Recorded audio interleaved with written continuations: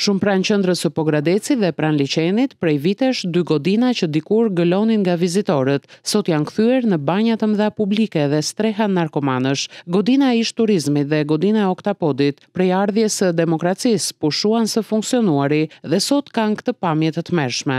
Jashtë dhe brenda tyre gjen sasi mbetjesh urbane, vende të kthyera në banja nga kalimtarët. Nuk është e vështirë të futesh brenda tyre, çfarë nënkupton se rreziku që i kanoset edhe fëmijëve, të cilët mund të futen për të luajtur është i madh. Pamjet nuk kanë shumë nevojë për koment dhe pikërisht kjo pamje që ofrohet ngjitur me shëtitoren i jep një impakt tepër negativ turizmit katërstinor të Pogradecit, një qytet që vitet e fundit po frekuentohet masivisht. Ishte turizmi më i mirë në Pogradec.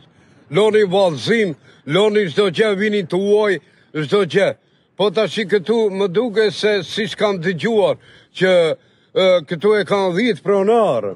Ati pislaqe është pislaqe çdo gjë. Po që të bëhet një gjë e bukur, të ketë lezet, si për pronarët, si për shtetin, si për popullin. Këto janë shumë të shëmtura. Nuk isha bën turizmet, ashtu hiqet varet, eliminohet këtë hapësirë. Mi po pronarët këtu vlishin pleshtë edhe në të rinë të para çaj kokën. Të futesh brenda këtyre godinave është tepër e lehtë pasi ka hyrje e dalje të shumta.